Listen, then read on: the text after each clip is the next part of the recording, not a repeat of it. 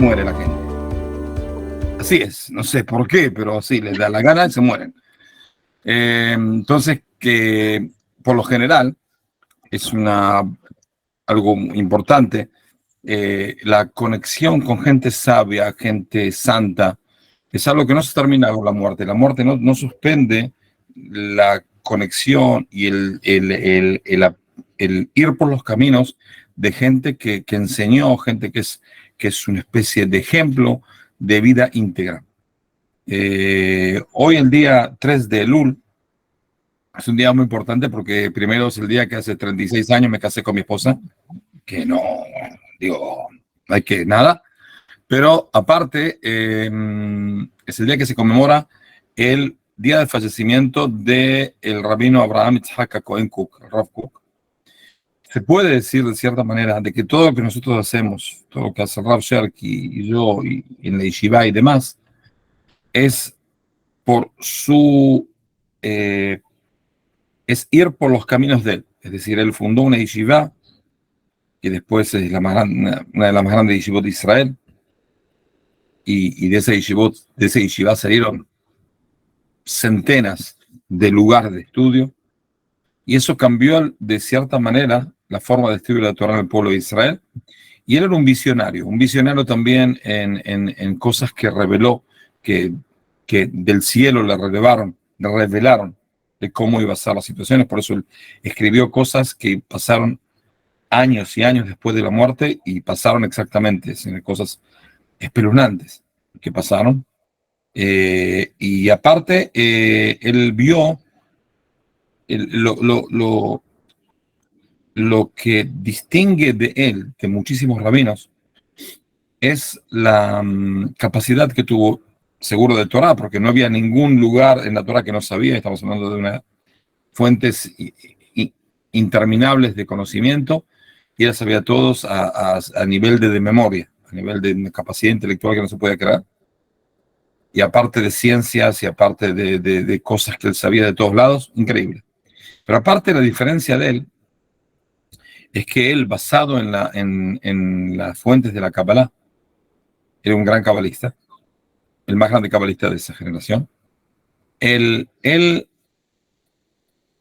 supo identificar los problemas de las generaciones, también de manera de seres humanos, también de manera de judíos, diferencia entre generaciones y generaciones, y él llegó a una conclusión de que toda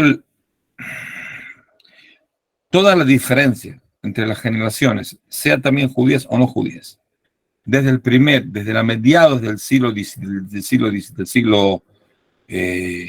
fines del siglo XIX hasta su tiempo, no se los puede catalogar como problemas que hubo. Es decir, si la gente deja de cumplir la religión, sean judíos o no judíos, no importa, tiran la religión para el lado, no quieren saber nada, no quieren cumplir la religión, no quieren ir por los caminos que siempre fueron. Otra vez, sea judío o no judío. Eso hace 300 años uno que decía que es un atorrante, que quiere vivir una vida haciendo sus placeres carnales o no carnales, materiales seguro. Y por eso una persona deja de cumplir con las leyes de cada religión. También de judaísmo y también de demás. Rav Kook dijo no. No. Esta generación es distinta. Estas generaciones son distintas. El alma de ellos es distinto. Y ellos no pueden cumplir nada de manera con instinto. Tienen que cumplir de manera de capacidad de intelecto y entendimiento. Si entienden, van a cumplir. Si no entienden, van a tirar todo.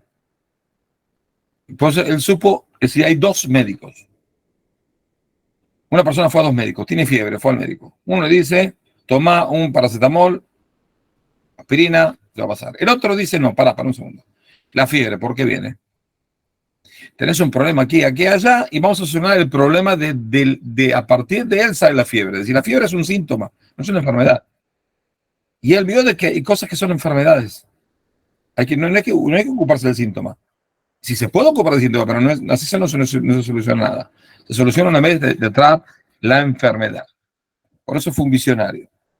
Ahora, voy a hablar específicamente, es inconcebible la cantidad de cosas que él abarcó en un tipo muy ocupado. Él fundó el Rabinato Central de Israel, fue jefe de Israel, el primer rabino jefe de Israel, inventó la yeshiva más grande que hubo en su época, estudiaba, enseñaba en 1000 lados. Es decir, un tipo muy ocupado, y con todo y eso, él dejó una cantidad de material escrito en todos los temas y subtemas de la Torá, que es totalmente inconcebible. En serio, es inconcebible. Una persona en su tren de vida así pudo llegar a escribir esa cantidad. Estamos hablando de más o menos 600.000, escuchen bien, 600.000 páginas. Es decir, hoy en día hay de cosas que él escribió, hay más o menos como 40 libros. Más o menos se llegó a la mitad de lo que él escribió. Más o menos. La mitad de lo que escribió son 40 libros. ¿Ok? Ahora hay libros de leyes, hay libros de explicaciones de la Torá, hay libros, la mayoría de los libros, cosas de filosofía, hay libros de Kabbalah y demás y demás. Y yo vi el manuscrito de él.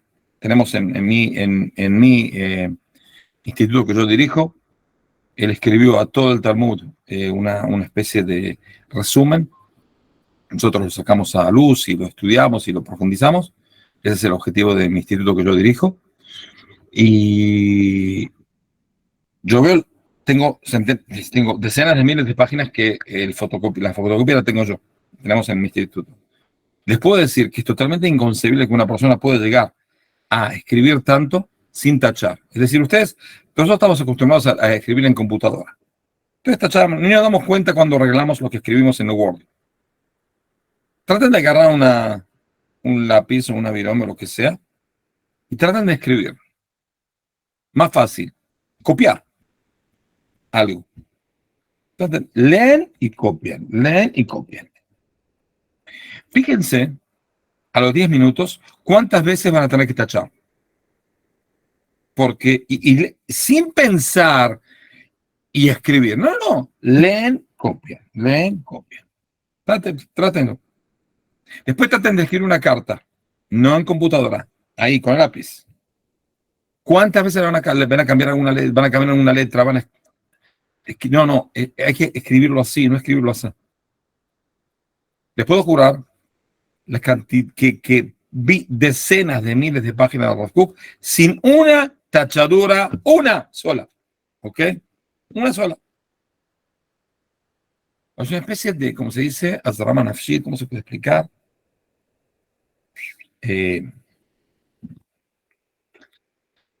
Un flujo celestial. Él tomaba la pluma con la tinta y escribía. Por ejemplo, una de las cosas que él escribió es, una vez uno le preguntó, lo encontró en una plaza, él se fue antes de la Primera Guerra Mundial, se fue a un congreso en Europa y ahí se ensartó, porque empezó la Primera Guerra Mundial, no podía volver a la Palestina. Entonces estuvo como 4 años en Europa, 2 años en Suiza, estudiando, y después tuvo 2 años en Londres como rabino de la comunidad central. Y él iba al Hyde Park en Londres y él escribía cosas y volvía a la casa y seguía escribiendo. Uno lo encontró en la Hyde Park y le pregunta: rabino, ¿usted qué piensa del amor conyugal? ¿Por qué el canto de las canciones del rey Salomón es algo muy, ¿cómo se puede decir? Sensual. No quiero decir sexual, pero sensual seguro. ¿Ok? ¿Por qué lo metieron en la Biblia? Si están, ¿cómo se puede decir? Están demasiado explícito lo que se dice. ¿Por qué un poco lo escondieron? Entonces dijo: disculpe, no traje mi pluma. No, él tenía la pluma, siempre iba con la pluma y la tinta con el coso. ¿Tienes una página? Sí, dámela.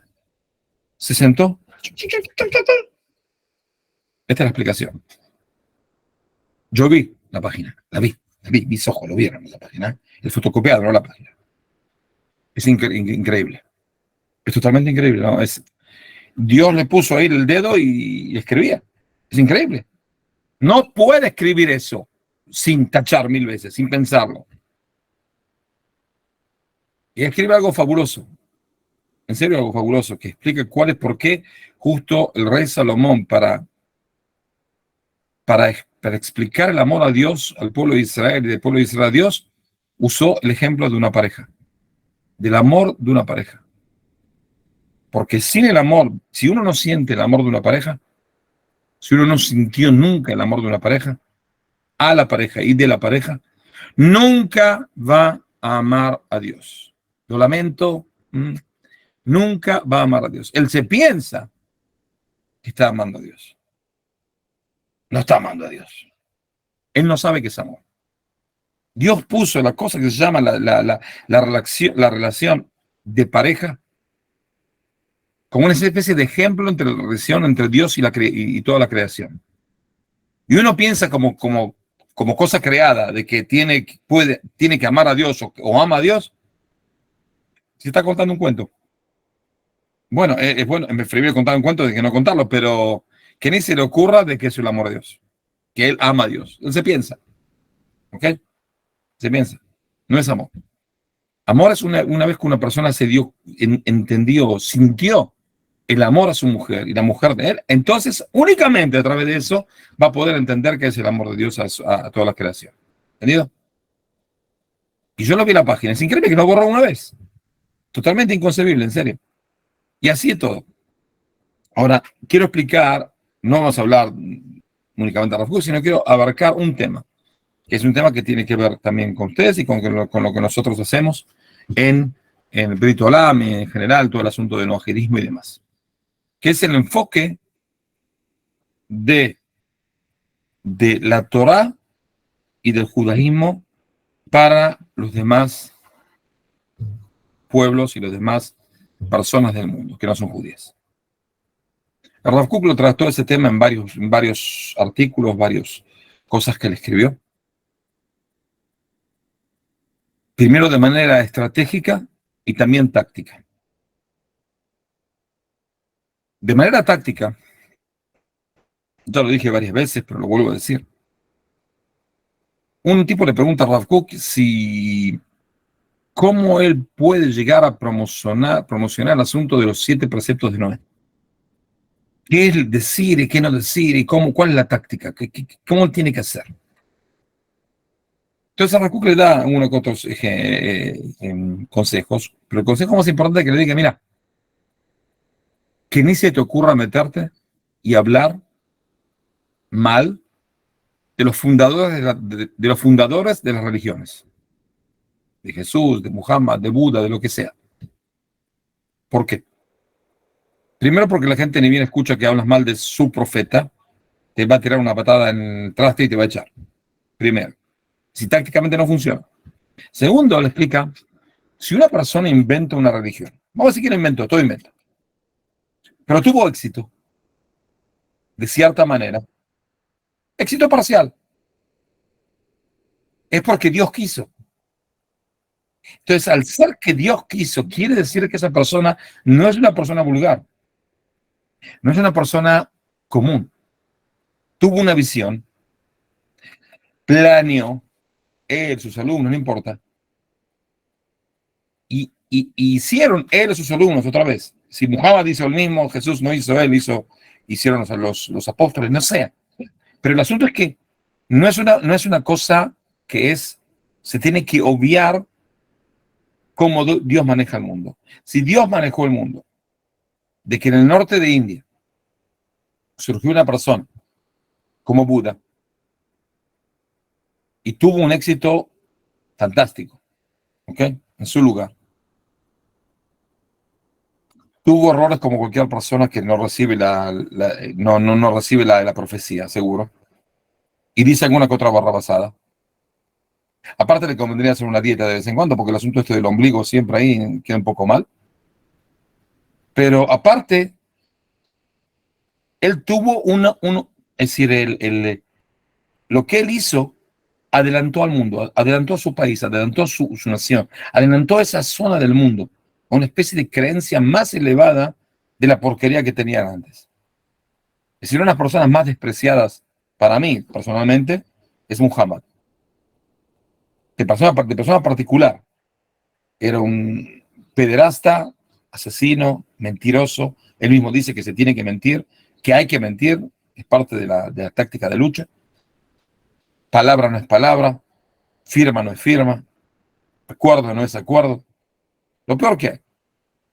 Pero con todo eso, él salvó al mundo musulmán, al mundo árabe. El mundo árabe está en una situación tan degradada, tan pagánica, tan deteriorada, tan en el fondo de la basura. Y él los tomó y los cambió. ¿Ok? Los cambió. Yo tengo varios amigos árabes, tengo también mi taller, el taller mío que yo trabajo, arreglo mi auto, es árabe, hace 30 años que trabajo con él, más 30 años, sí, 31 años. Justo hicimos un cumpleaños de 31 años que los conozco. Pero digo, mira, ustedes están tan locos. ¿Se imaginan si Muhammad no estaba? ¡Wow! ¡Qué desastre! Por Dios. ¿Quién lo soporta? Es decir, son un poco normales porque tuvo Muhammad. ¿Se imaginan qué situación estaba si no estaba Muhammad? Entonces está bien que esté Muhammad. Hasta cierto punto, ¿no? Entonces, primero, tácticamente no se habla mal porque, como dijimos, tuvieron una situación y cambiaron algo para el bien del mundo. El mundo es mejor con Jesús y Muhammad que sin Jesús y Muhammad. ¿Ok? Si no existían, es un desastre. Existieron, es medio desastre. Es medio desastre, pero preferiría medio desastre que un desastre entero, ¿no? Digo. Entonces, bueno, esto primero. Esa es táctica, pero estratégicamente, él dijo otra cosa. Dijo así. No dijo otra cosa, dijo cosas distintas. Dijo de que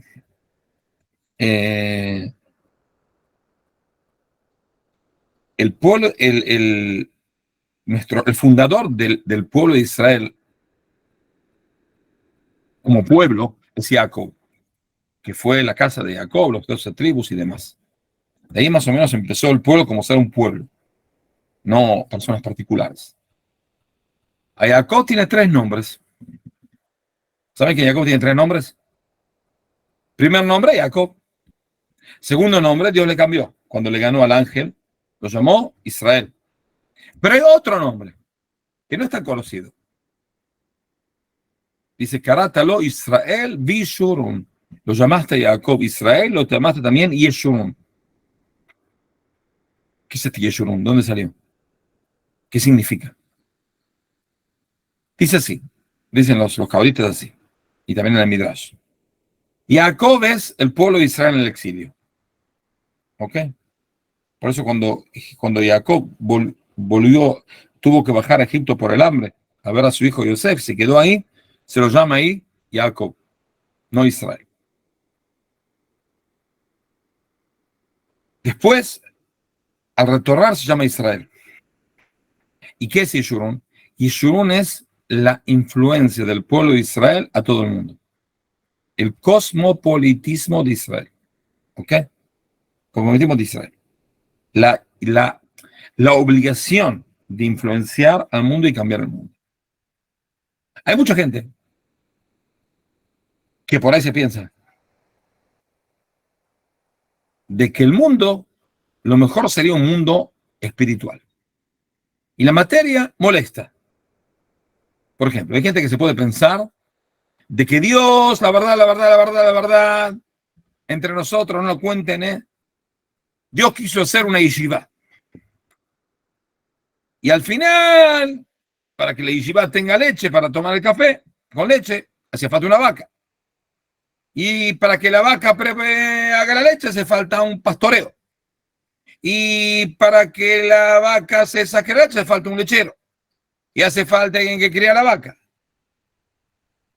Y hace falta, ¿entiendes? Es decir, toda la materia sirve ¿para qué? Para ser un lugar de apego a Dios. Vamos a llamarlo yeshiva, vamos a llamarlo convento. No importa. La materia es lo que sirve al convento, o sirve a la mezquita, o sirve a la yeshiva. Dios quería únicamente el espíritu. Al final no tuvo otra opción. Tuvo que inventar un mundo material. Pero Dios, entre nosotros, la verdad, si le preguntamos entre nosotros, caja en secreto, la verdad le interesa un pepino la materia. No le importa, ¿de quién? ¿Qué es el materia? Materia, el mundo material, la carne, los deseos, asco dan. Y no, Dios parece que le interesa la materia. ¿Por qué? Porque la creó así. ¿Ok? Es decir, creó el mundo de esa manera. Dios no tuvo que crear la materia. Dios quiso crear la materia. Es decir, no es que Dios por él quería crear así materia, al final tuvo un abogado ahí del Comité Internacional de Relaciones Estúpidas entre ellos, y dijo, mire, señor Dios, la verdad lo lamento, pero usted lo que quería hacer un mundo espiritual no funciona, va a tener alguna materia, algo, ¿eh? Y bueno, y si usted me dice, si usted me obliga, bueno, no tengo otra opción. Bueno, lo hacemos material. No. Dios quiso hacer la materia. Y lo quiso y lo hizo. Si la materia tiene un objetivo. Lo mismo acá yo le dije una vez, le dije hace una vez a un rabino, le dije, señor rabino, ¿usted sabe qué porcentaje de judíos hay en el mundo? No según las Naciones Unidas, porque según las Naciones Unidas hay más o menos la mitad de los judíos, la mitad de la población mundial son judíos. ¿Cómo sé? Porque la mitad de las declaraciones de las Naciones Unidas es en contra de Israel. Es decir, no hay ningún problema en el mundo, no se mata nadie, no se muere nadie, no hay ningún desastre. ¿Cuál es el último desastre? Si hay 100 condenas de las Naciones Unidas por malas acciones, 50 son a Israel. Seguro, es un desastre, hacen exterminio y estupideces. Es increíble. Una vez un tipo dijo, la verdad dentro de 200 años, cuando un tipo investigue históricamente esta época, va a decir, wow, había un estado enorme, se llamaba Israel. ¿Y cómo sé que es enorme? Y por la cantidad de veces que en las Naciones Unidas se ocupó de pensar y hacer una especie de declaración, una especie de investigación. ¿Por qué hacen tal cosa? ¿Por qué hacen tal otra? Debe ser un estado, yo qué sé, miles de millones de personas. Si yo voy a contar que somos 7 millones, no lo va a creer. ¿En serio? Entonces, hay gente que se piensa. Le dije, ¿sabes cuántos judíos hay en el mundo? ¿Cuál es el porcentaje? Le dije 0.014. ¿Ok? 0.014. Quiere decir de que Dios quiso el 99 y pico de cosas, ¿están de más acá o tienen un objetivo? Digo, ¿no? Es decir, tienen un objetivo. ¿Qué objetivo tienen? Ser seres humanos, completos, íntegros. ¿Ok? Ese es el objetivo. No hay ningún objetivo en el mundo que la gente tiene que ser judía. Traten tampoco de no ser judío. ¿Ok? El que nació judío, que se muera judío. Pero el que no, la verdad verdadera, como negocio no conviene. ¿Ok? Si usted no me cree, pregúntale a la amenaza que está dando vuelta. ¿Ok? Le puede decir que no tanto conviene. Entonces, ni material ni espiritualmente. Entonces digo, quédense tranquilos. Y si tienen un objetivo, quiere decir cuál es el 0.014% de la población mundial. ¿Qué es lo que nosotros aportamos a ellos?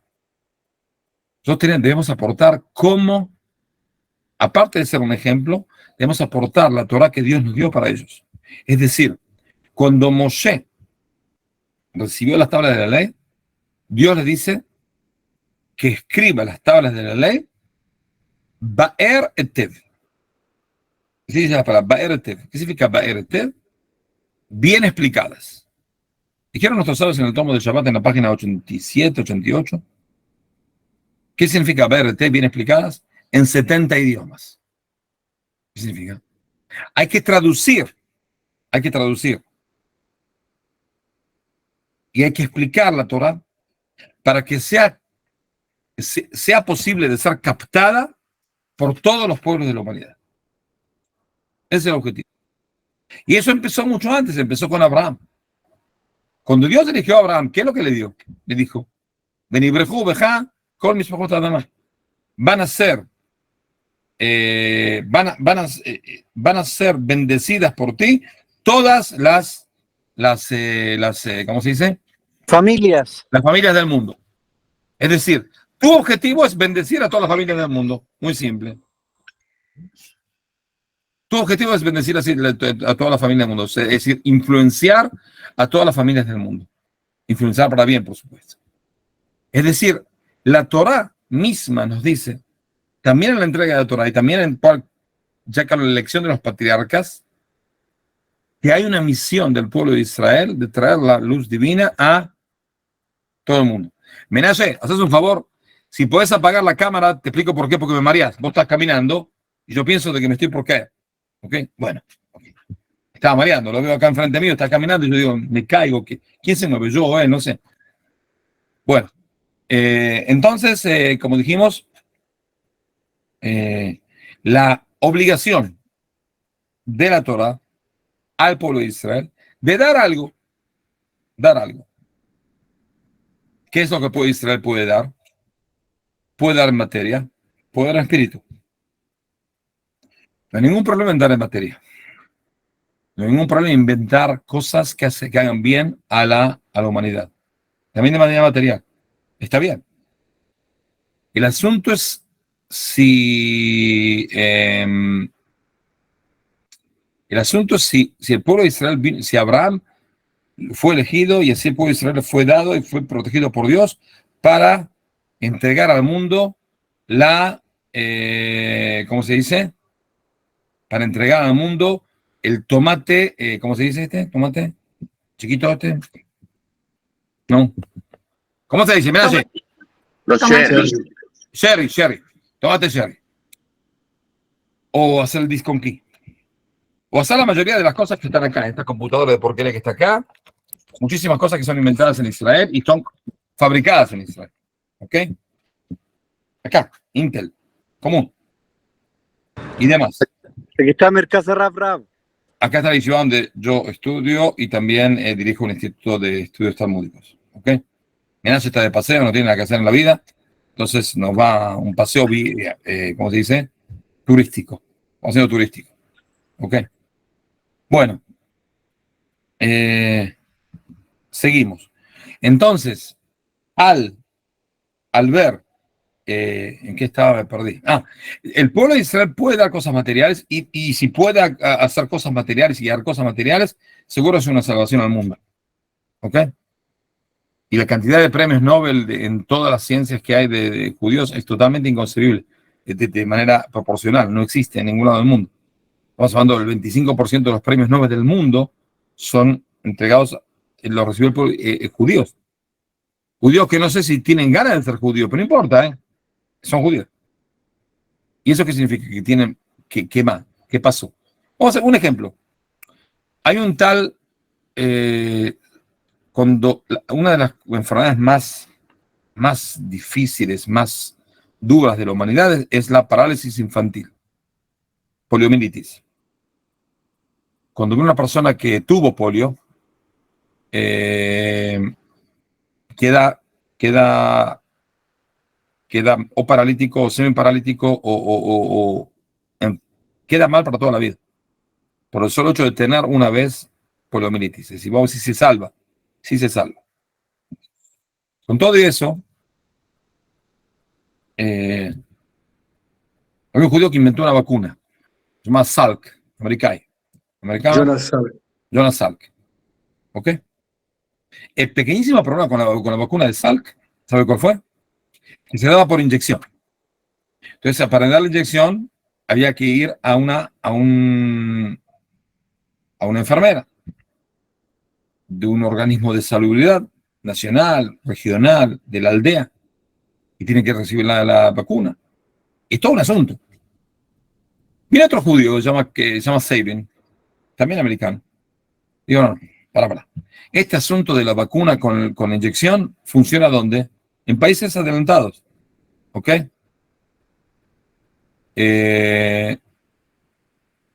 Sí.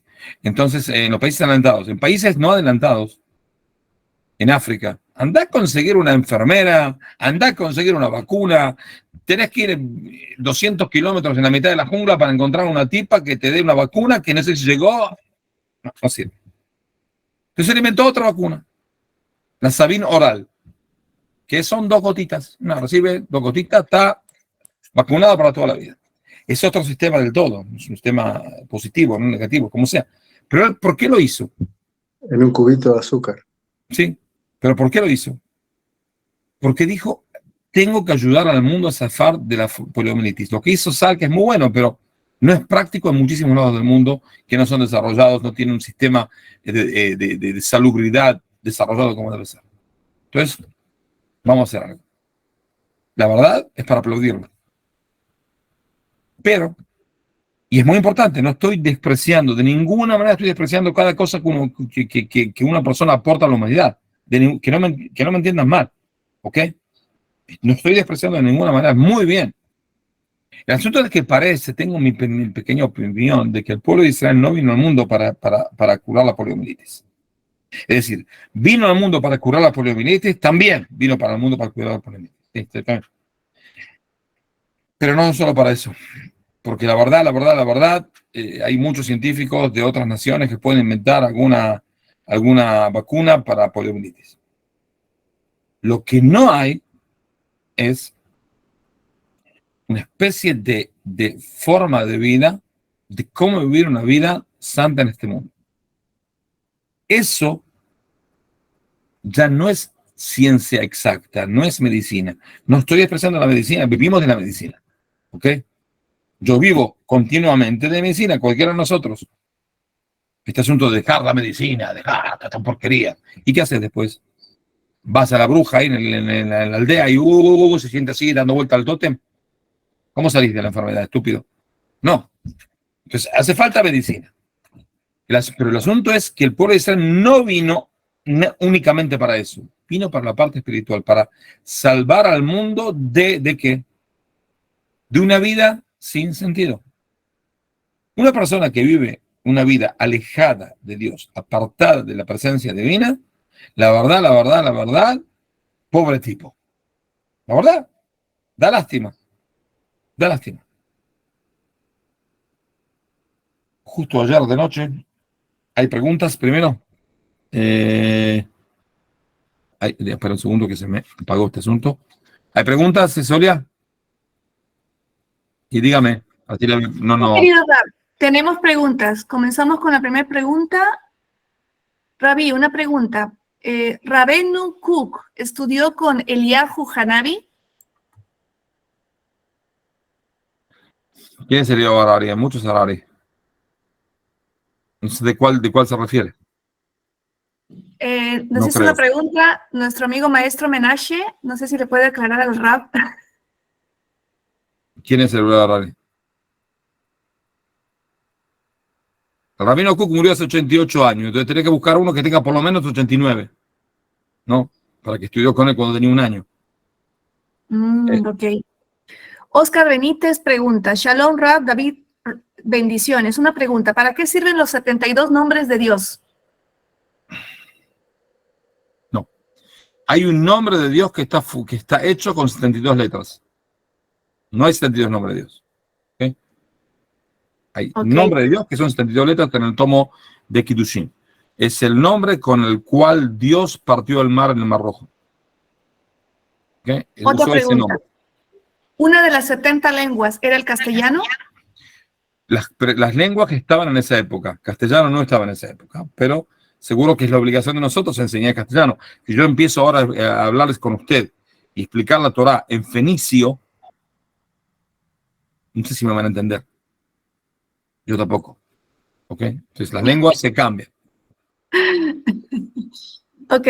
Jesús Reinaldo Aguilar, de Briolan, Bolivia. Agarre su micrófono, por favor, puede hacer la pregunta. Muchas gracias. Shalom, Zab, shalom a todos. Saludos desde Bolivia. Zab, ha hablado de la táctica, pero no he entendido la estrategia. Y otra pregunta es... La estrategia es así. Primero, el deseo, el entendimiento, la comprensión de que el pueblo de Israel no vino acá para ser una especie de oasis en la mitad de la jungla. No. El pueblo de Israel tiene una misión universal. ¿Ok? Una misión universal. Ese es el asunto. si vinimos para influenciar, hay épocas en las cuales no se puede influenciar, hay épocas como esta época de ahora que sí se puede influenciar. Y eso es lo que hay que usar para influenciar para bien. ¿Entendido? ¿Qué más? Bien. Yo tengo una pregunta, ya que mientras tanto pueden ir haciendo sus preguntas por escrito o ir levantando la mano para que podamos abrirles el micrófono. Sí. De acuerdo a su perspectiva, querido Rav, ¿cuál cree que es el mayor aporte del Rav Kook al desarrollo de la filosofía judía? Wow. Hay tantos aportes que es totalmente incontable la cantidad de cosas que él escribió. De acuerdo a su perspectiva, usted como estudiante de Rav Kook, ¿qué considera usted?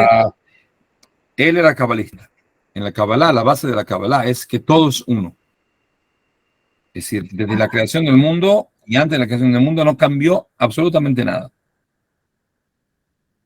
Entonces, todo es Dios. Dios está en todo. No es un invento de Rav Kook. Es un invento, es una cosa que está escrito en la Kabbalah, en Arizal y demás, y demás. Entonces, Rav Kook es lo que quiere decir. Cualquier cosa es Dios. Por eso el Rav Kook dijo, ok, si existe marxismo y existe liberalismo y existe capitalismo, y como todo es Dios, quiere decir de que parte del capitalismo y parte del comunismo o socialismo y parte del liberalismo tienen que ver con Dios. Entonces lo que nosotros debemos hacer es tomar esas cosas buenas que tienen cada cosa y adoptarlas como forma de vida nuestra. Y en ese momento dejan de existir. Porque todo lo que tienen excusas para existir esos movimientos es porque el mundo no está escuchando esas cosas buenas que tiene. Si el mundo decide de escuchar, digo, ¿sabes qué? Te tiene razón. De cierta manera usted tiene razón. Entonces lo tomamos y tratamos de enfocarlo de una manera en canalizamos para bien. En ese preciso momento no existe la discusión. Se termina la discusión. Wow. Es decir, porque no existe, hay personas que hablan estupideces, ¿ok? Que no puede ser que una persona siempre diga la verdad o siempre diga cosas buenas. Por lo general, la mayoría son estupideces. Si es un movimiento mundial, un movimiento que abarca millones y millones de personas, y como dijimos, Dios es todo y todo está en Dios. No puede ser de que Dios justo cuando el mundo está como burbujeando de movimientos mundiales, Dios se fue a dormir. Dios no tiene nada que ver. ¿Cómo puede ser que Dios no tenga nada que ver? ¿Cómo que tiene que ver? ¿Estamos locos? Dios está acá. Dios está en cada movimiento, en cada cosa que pasa. ¿Entiendes? Entonces, eso es una de las cosas más importantes, del ver en cualquier discusión qué cosa tiene razón el otro. ¿En qué cosa tú no te diste cuenta? No como táctica, para convencerlo. Hay cosas que, por ejemplo, tácticas de convencimiento que es, tiene razón, pero, parte de la táctica de cómo convence a una persona, digo, usted, la verdad, no me parece, tiene razón, pero igual, cállese la boca porque está hablando estupideces, ¿ok? Entonces, eso es una táctica. No, estratégicamente, dice Rafa. No es una persona, es un movimiento mundial.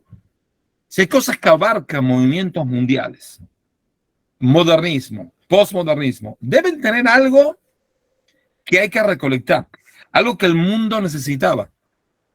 Necesitaba que salga algo, y salió por ahí torcido, mal, erróneo, lleno de basura, pero debe tener alguna chispa que tenía razón.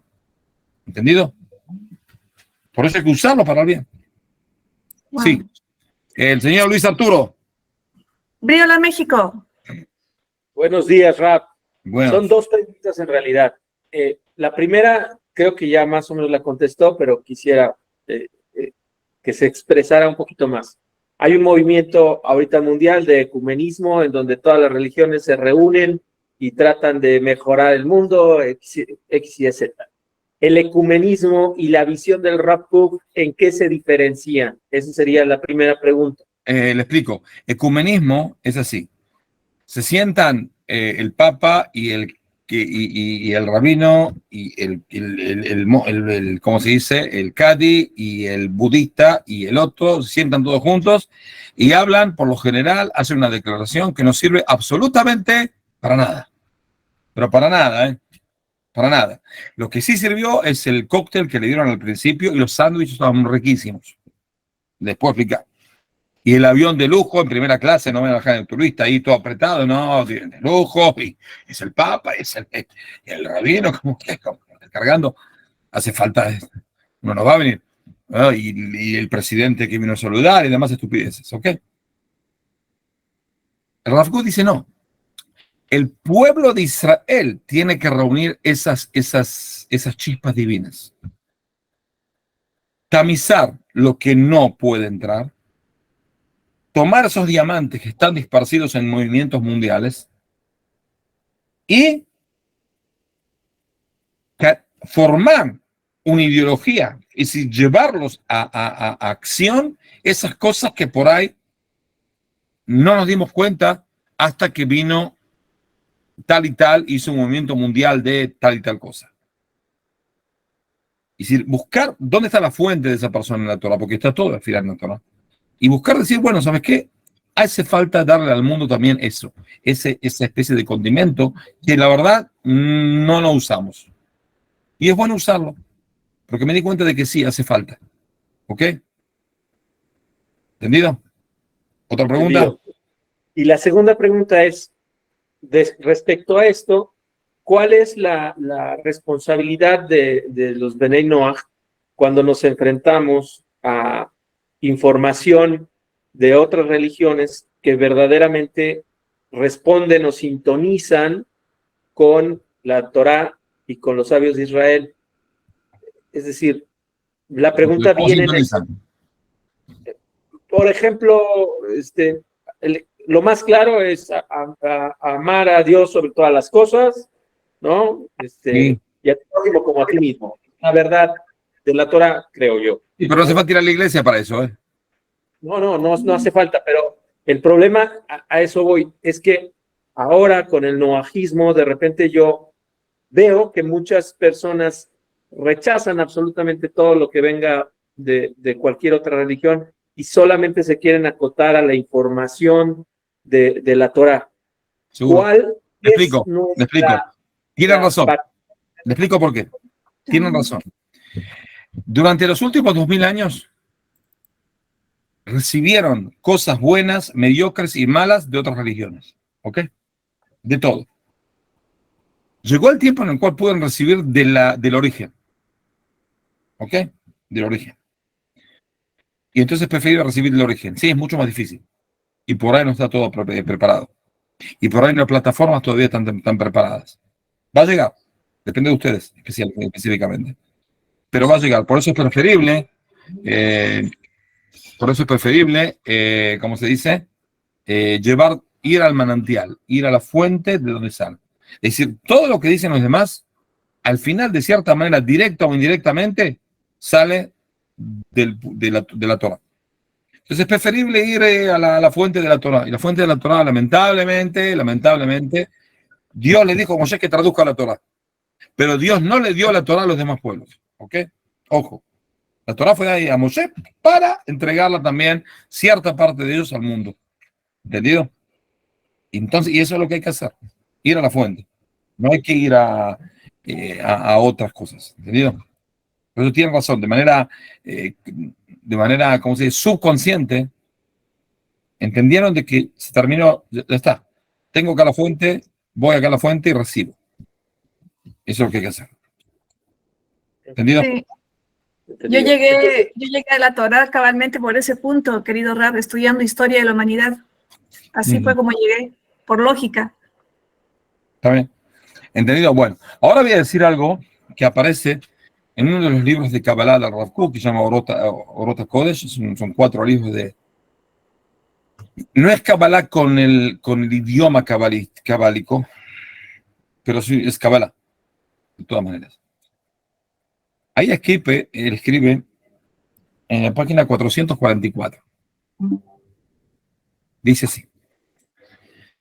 En el Zohar aparece una cosa que se llama el canto. Menaje, apagá la cámara, me volviste loco ya. Me mareaste. Porque está saltando encima mío. Aparece lo que se llama la canción cuadrada. Son cuadradas. Entonces Rav Kook explica así. Hay una persona que se siente bien y todo lo que lo interesa y lo esencial de él es cuidar su alma. Ese es el primer canto. El canto de la persona particular. ¿Está bien o está mal? ¿Qué piensan? ¿Está bien? Está bien. Y todo comienza en el interior, ¿no? Para interpretar lo que viene afuera. Está bien. Después dice así. Hay gente que se eleva más y su cuidado y su intención y su amor y su esfuerzo y todo su esmero lo pone también en amor a su país, a su pueblo. No a su país, a su país, a su pueblo. Ya se elevó de la particularidad y se hizo parte de una sociedad. Y recibe de la sociedad y entrega a la sociedad y da y viene. Perfecto. ¿Está bien o está mal? Está mejor. Es mejor que otro, ¿no? Es como encontrarse a sí mismo. Hay 4 tipos de canto. 4 como en un cuadrado que tiene 4, ¿cómo se dice? 4 rayas. Un canto es el canto de la persona a su alma. El segundo canto es el canto de la persona a su pueblo. Sí. El amor que él siente por él, todo lo que él puede entregar, su propia vida para ayudar a su pueblo y salvar a su pueblo. ¿Está bien? Dice Rav Kook así. Hay gente que se eleva más y su alma es tan grande que ya no puede estar encajada únicamente en su alma en particular o en su alma de su pueblo.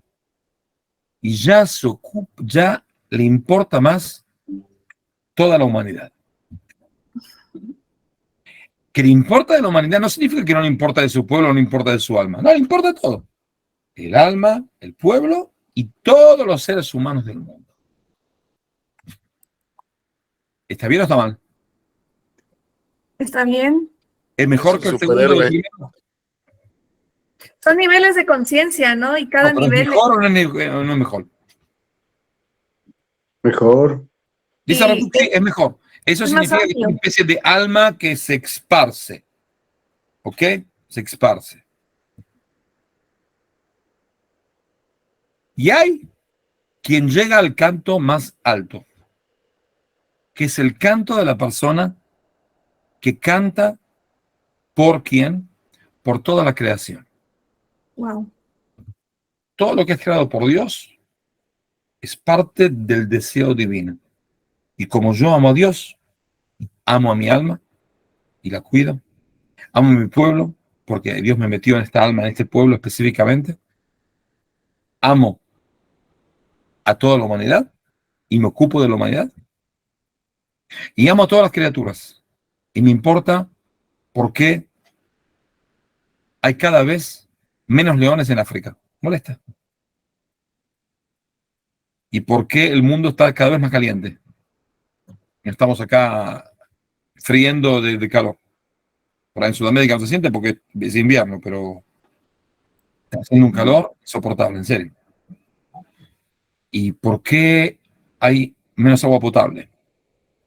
¿Y por qué hay, en el Océano Pacífico, hay una especie de isla que es todos los desechos de plástico del mundo? Es del tamaño, más o menos hoy en día, es del tamaño de, vamos a decir, Paraguay. Está dando vuelta en la mitad del Pacífico un país del tamaño de Paraguay, que son botellas y cosas de plástico. Están ahí dando vuelta. ¿Se imagina, no?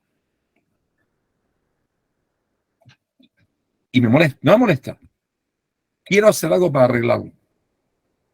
¿Por qué? Porque el mar y nuestra tierra es criatura también divina. Uno de los rabinos que más influenció al Rav Kook, que no lo conoció porque él murió antes de que el Rav Kook naciera, pero el Rav Kook estudió de sus alumnos, dijo así, de que la redención es cuando el escarabajo, mientras haya un escarabajo que quiere pasar, pero no puede pasar porque hay una piedra que le impide salir afuera, porque está la piedra ahí. El escarabajo no sabe cómo salir, cómo saltear la piedra porque quiere salir a la superficie, Dios tiene un problema con eso. Es decir, el mundo tiene un problema. ¿Con qué? Con el escarabajo ese podrido que no puede salir a la superficie. Es decir, el mundo tiene que ser íntegro. Mi alma, mi pueblo, la humanidad y toda la creación divina. Tiene que ser íntegro. Tiene que estar perfecto. Y cuando uno llega a ese nivel de que todo le interesa, así dice, esa es la canción de Israel. Israel tiene dos explicaciones. La primera explicación es como dice cuando Jacob le gana al ángel, dice, no te van a llamar más Jacob, sino Israel, porque gobernaste a los hombres y a los ángeles y pudiste ganar.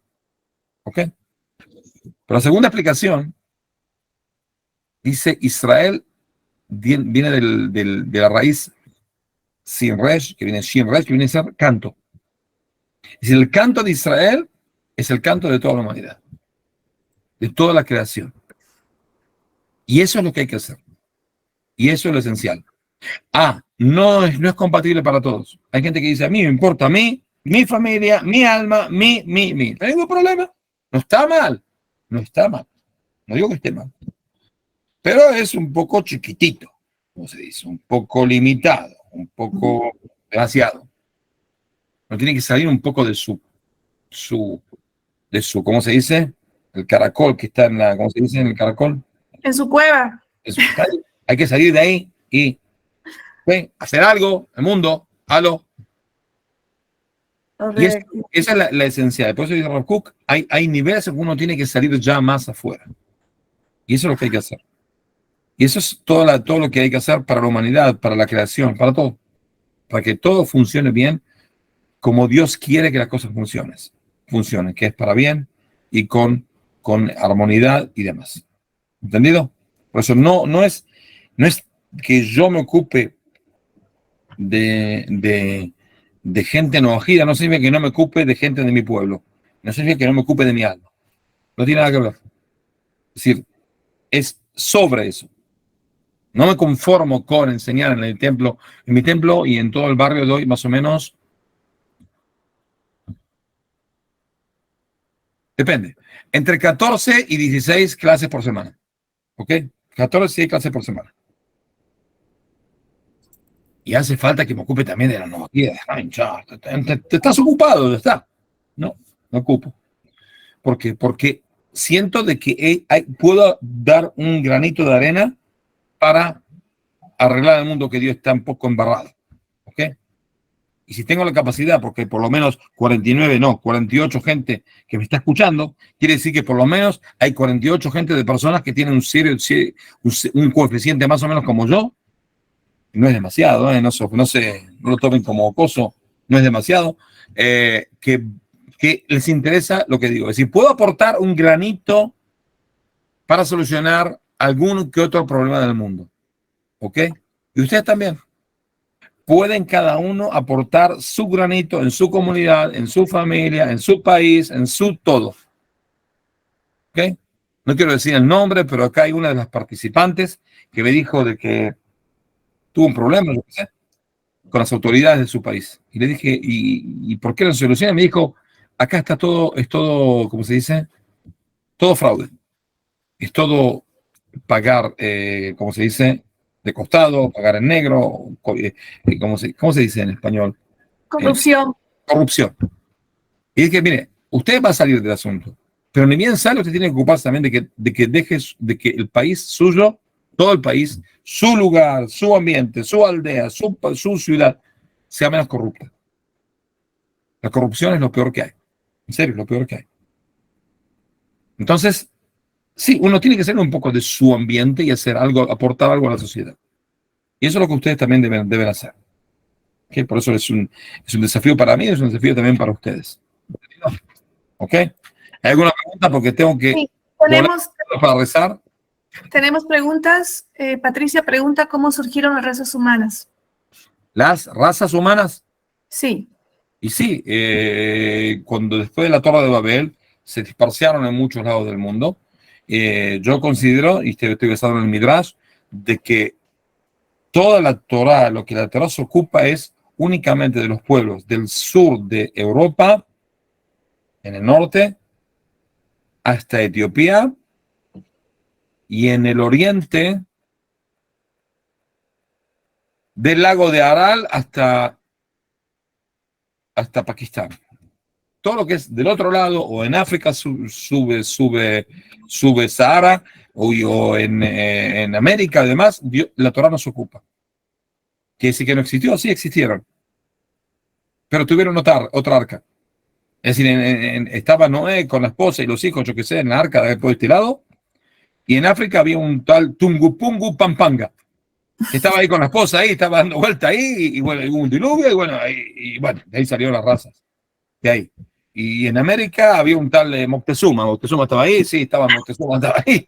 Había uno dando vuelta, y estaban ahí con una tribu, y de ahí salieron los indios. Y de ahí caen los chinos y los hindúes y no sé qué. De ahí salieron muchísimas arcas, no hay ningún problema.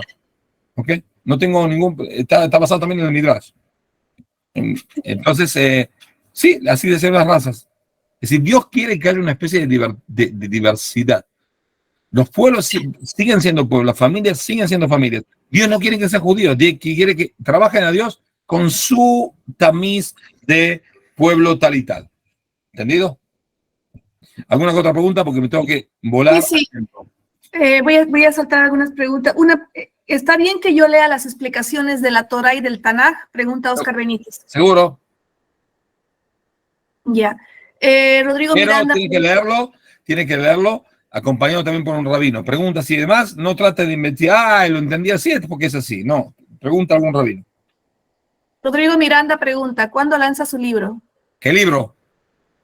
Su libro. Con sus pensamientos, opiniones, perspectivas. No. El primer libro que voy a sacar es de Halajá. No. Yo escribí como 200 artículos de Halajá y quiero hacer un libro de Halajá mío, que es un libro de Halajá cotidiano. Es para leer en el templo porque me tienen podrido de leer libros que son resúmenes y son errores totales. Entonces empecé a escribir páginas. Todas las semanas escribo una página para toda la semana.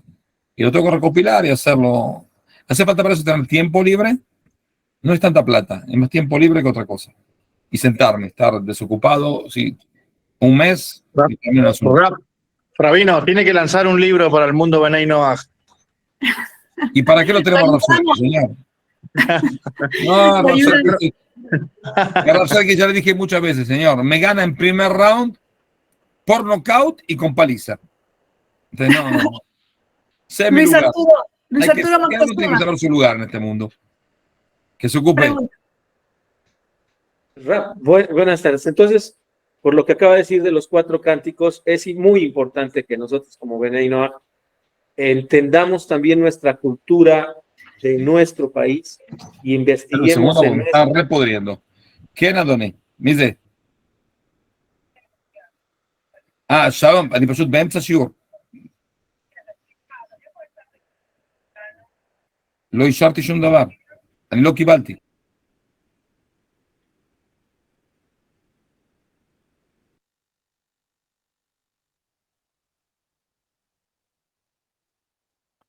Interesante perspectiva, ¿no? Elevar el nivel de conciencia y salir de la individualidad, cosa que el sistema nos muestra que primero es uno.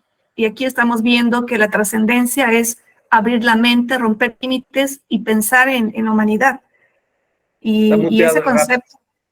Perdón, está muteado. Está muteado, Rab, por favor, su micrófono. Puede activarlo.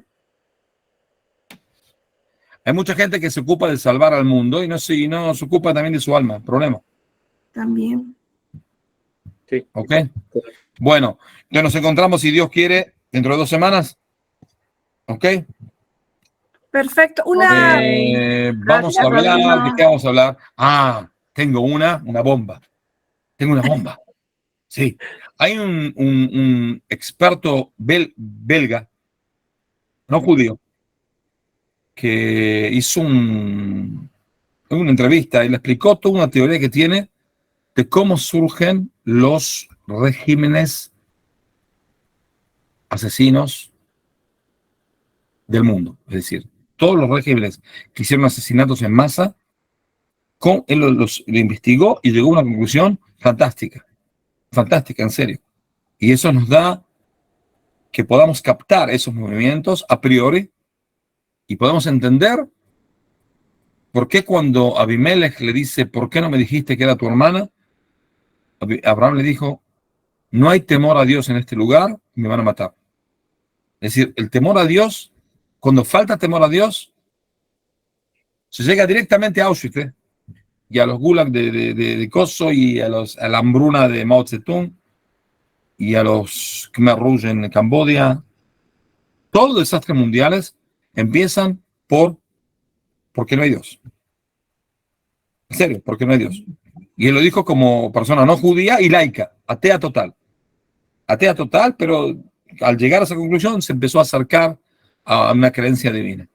En serio, se puede dar dentro de 2 semanas, voy a dar una clase sobre eso. Muy, muy interesante lo que dijo. ¿Okay? Yo lo tuve que estudiar con traducción a hebreo, porque mi belga no es gran cosa, mi flanco y tampoco mi inglés, entonces bueno, me desarreglé. ¿Ok? Se puede hacer. Voy a pensar en un título. ¿Ok? Nos encontramos entonces en 2 semanas si Dios quiere. Pero un poco antes, porque ya la puesta del sol se va bajando, es 5:30 de Israel, media hora antes. ¿Ok? Bien. Hasta luego, muchachos. Nos vemos. Chao.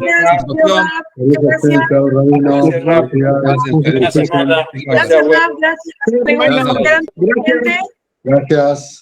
Para la próxima clase, chicos, las preguntas que quedan pendientes, no se queden con las dudas. Y Oscar Darío, bueno, quedamos con tu pregunta. Se quedó de almuerzo, sé que nos hemos cruzado.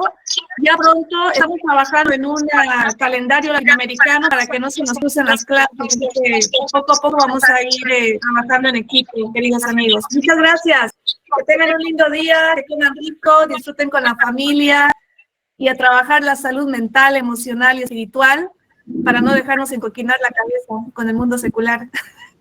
Solia, una pregunta. Dime, Oscar. ¿Pudiste mandar bien lo del correo electrónico, el nombre mío y el de mi esposa? Sí. Porque no Como lo mandé, nada. sí, como lo mandé puede ser